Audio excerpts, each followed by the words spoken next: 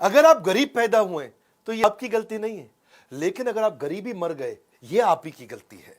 Bill Gates की कहावत कौन है? ये बिल गेट्स आज दुनिया में कुछ भी खरीद सकते हैं। बिल गेट्स कोई द्वीप टापू तो छोड़ो, पूरा देश खरीदने का सामर्थ्य रखते हैं। बिल गेट्स एक ऐसे व्यक्ति जिनकी पूरी की पूरी धन संपत्ति बांट दी जाए तो पृथ्वी पर हर इंसान के हिस्से कई हजारों रुपए आ जाएंगे। नमस्कार, मैं Vivek Bindra, founder and CEO बड़ा बिजनेस.com। बिल गेट्स की कई गर्लफ्रेंड्स ने उनको छोड़ दिया, उनकी हर गर्लफ्रेंड उनको छोड़ के जाती थी। क्यों? आज उनकी कई कहानियों की बात करेंगे, कैसे वो बने। Ajit Doval, Tendulkar, Steve jobs, Warren Buffett, Singapore, Marwari, public speaking, habits of billionaires. आपने मेरे कई वीडियोस देखे, बड़े सराहे ये पिछले वीडियोस हमने डाले, हर वीडियो मिलियंस में गए हैं। आने वाले समय में सुंदर पिचाई, मुकेश अंबानी। क्या हुआ मुकेश अंबानी के जीवन में, कैसे वो आगे निकले अनिल अंबानी के मुकाबले। Textile industry, furniture industry, America आगे कैसे बढ़ा, वेनेजुएला क्यों डूब गया, और सिखों की कम्युनिटी भी बड़ी जबरदस्त कम्युनिटी है। अगर इस चैनल का एक भी वीडियो आपने छोड़ दिया, समझ लेना बौद्धिक विकास से नाता तोड़ लिया। एक के बाद एक पावरफुल वीडियोस दे रहा हूं। बिल गेट्स दुनिया के उन 3 लोगों में जिनका पर्सनल नेटवर्थ $100 बिलियन से ज्यादा है,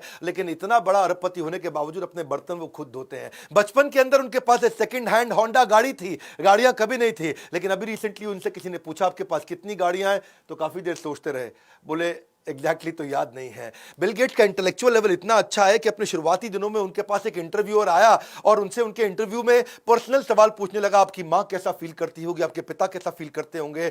और जब उनसे ऐसे बड़े एवरेज क्वेश्चन पूछे तो उसने इतना गुस्से में, उसको तो कुछ बोले नहीं, खुद को बाथरूम में जाके बंद कर लिया। अंदर इतना इरिटेट हो गए, बाथरूम से निकले नहीं। जब तक बेचारे उसने माफी नहीं मांग ली ना उस जर्नलिस्ट ने, तब तक बाहर नहीं आए। उनको एवरेज बातें पसंद नहीं, एक्सट्रीमली अपने ऊपर टफ रहते हैं, अपने एम्प्लॉयज के ऊपर भी बहुत टफ रहते हैं। और ये कहते हैं कि स्टीव जॉब्स और मेरे में एक चीज कॉमन है कि हमें हमेशा एक्सीलेंस पसंद है, और अपने कॉलीग और एम्प्लॉयज जो हमारे केवल एक्सटेंशन है, वही केवल कॉलीग्स एम्प्लॉयज वही हमारे एक्सटेंशन होते हैं जो हमारे बिहाफ पे काम कर सकते हैं। उनसे हाई क्वालिटी स्टैंडर्ड का डिमांड करना। स्टीव जॉब्स भी ऐसे ही थे, ये भी ऐसे ही थे। बिल गेट्स हायरिंग के मामले में बड़े, उनको क्या है कि वो कोई बहुत एक्सपीरियंस्ड आदमी नहीं चाहिए। उनको 2 चीजें देखते हैं, एक उनका पैशन हो कंप्यूटर को लेके, बस कंप्यूटर पर लगा रहे, दूसरा उसको कोडिंग आनी चाहिए, ज्यादा कुछ नहीं। क्योंकि वो कहते हैं कि ज्यादा एक्सपीरियंस्ड आदमी ले लो ना तो दिक्कत है कि वो अडेप्ट करता नहीं है, और फ्रेश माइंडसेट का हो तो वो अडेप्ट कर लेता है।